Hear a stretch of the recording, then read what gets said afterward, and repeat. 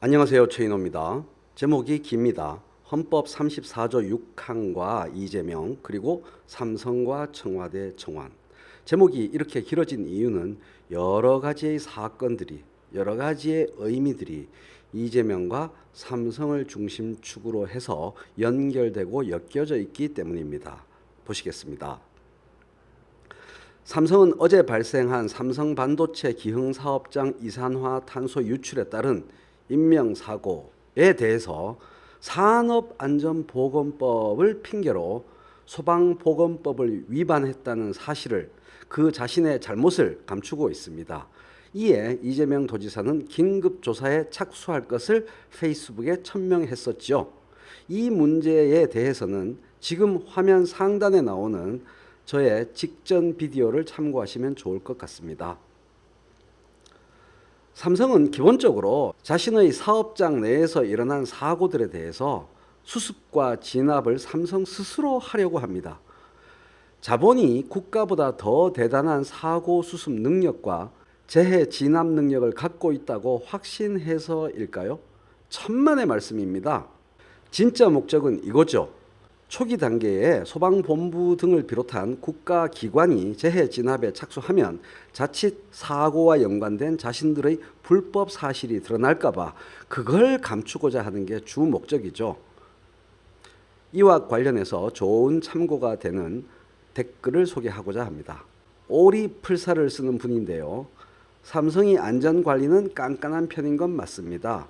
용접을 예로 들자면 옆에 보조해주는 작업자를 꼭 붙여야 작업이 가능한 구조죠. 하지만 사고 수습에는 문제점이 많습니다. 그 점을 이번에 이재명 지사가 지적한 거고요. 하나 실례를 들자면 내 친한 동생이 삼성 아파트 공사장에서 일했는데 심장에 갑자기 이상이 생겨서 평소에 다니던 신촌 세브란스로 가기 위해 119를 불렀습니다. 모든 국민이 당연하게 하는 행동이죠. 자신의 생명을 지키기 위해서 말이죠. 그런데 삼성의 안전관리자가 신고를 막으면서 자기들 차량으로 자기들 지정 병원으로 부득불 가자고 고집을 부리면서 입구에서 세상에 앰뷸런스를 못 들어오게 하는 만행을 저질렀습니다. 다행히도 업체 관리자가 쌍욕까지 하면서 치열하게 싸워서 기존에 다니던 병원으로 가게 되어 생명에는 지장이 없었습니다.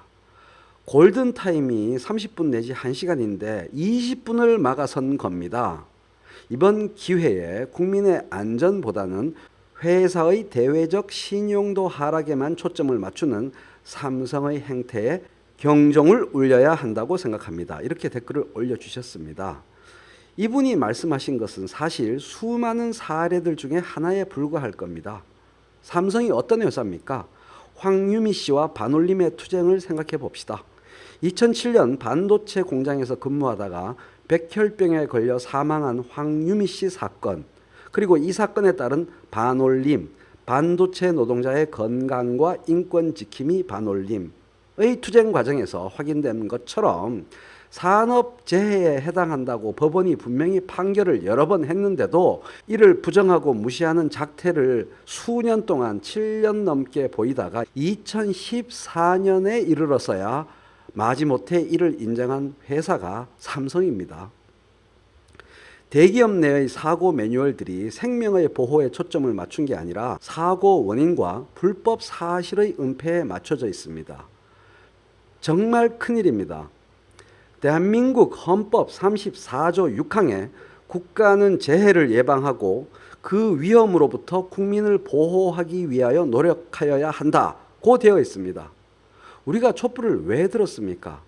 박근혜 정부가 바로 이러한 헌법 조항의 국가의 의무를 지키지 않았기 때문 아닙니까?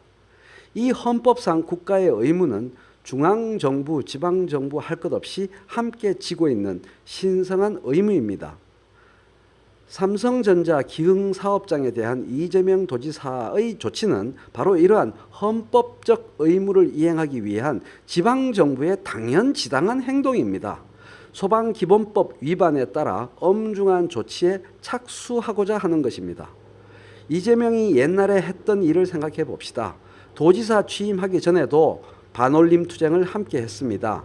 대통령 후보 출마 선언을 한 날 출마 선언 직후에 가장 먼저 방문한 장소가 바로 삼성 사옥 앞 반올림 농성장이었습니다. 이렇게 농성장을 방문해서 농성 노동자들과 피해 노동자들을 위로하고 격려했습니다. 이러한 이재명 도지사의 당연지당한 헌법적 법률적 행위에 대해서 이재명 도지사를 비난하고 삼성을 비호하는 댓글들이 네이버를 뒤덮고 있습니다. 다음과 달리 네이버는 온통 이러한 악성 댓글들입니다. 시민들이 댓글 부대와 삼성의 연관성을 의심하는 것은 어쩌면 당연하다 하겠습니다. 이 사건에 대해서 삼성을 비호하고 이재명 도지사를 비난하는 자들은 박근혜 정부를 비호하고 세월호 유가족을 모욕한 자들과 조금도 다를 바 없다고 여겨집니다. 헌법을 지키기 위한 국민의 싸움은 아직 끝나지 않았다고 생각됩니다. 박근혜는 감옥에 넣었으나 이재용은 감옥에서 빠져나왔습니다. 이재용을 다시 감옥에 넣어야 한다는 국민의 공감대는 있습니다. 그러나 반드시 그렇게 할 수 있고 그렇게 될 것 같다는 희망은 점점 사라져가고 약해져가고 있습니다. 이러한 국민의 희망을 되살릴 수 있는 거의 유일한 불씨가 엘리엇 소송 법무부 답변서 조사 청원 번호 350397입니다. 이 동영상 아래 설명란에 청원 링크를 제가 걸어 놓았습니다. 정말 이거는 마지막 남은 불씨라고 해도 과언이 아닙니다. 그래서 김어준 총수가 다스베이다 29회에서 그렇게 법무부 답변서 문제에 대해서 강력한 어조로 그 문제점을 이야기한 겁니다. 얼마나 답답하고 분통이 터졌으면 박영수 특검에서 일했던 특검 직원이 이 청원에 서명하고 다른 사람들에게 서명을 독려하겠습니까? 이것밖에 이제 희망이 없다는 뜻입니다.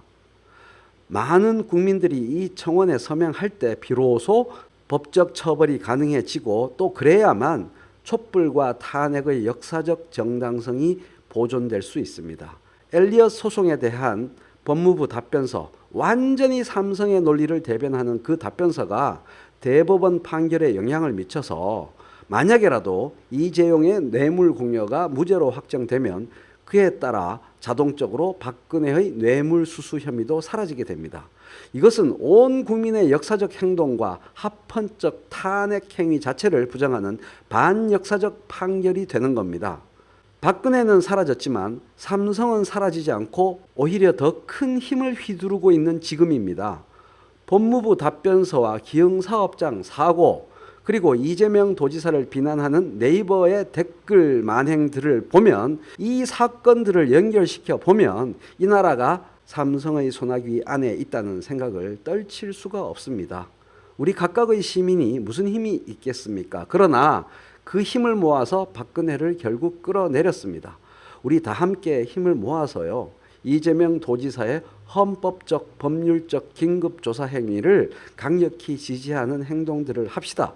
그리고 청와대 청원에 다른 많은 사람들과 함께 서명합시다. 이게 우리 시민들이 지금 할 수 있는 최소한의 행동이라고 생각합니다.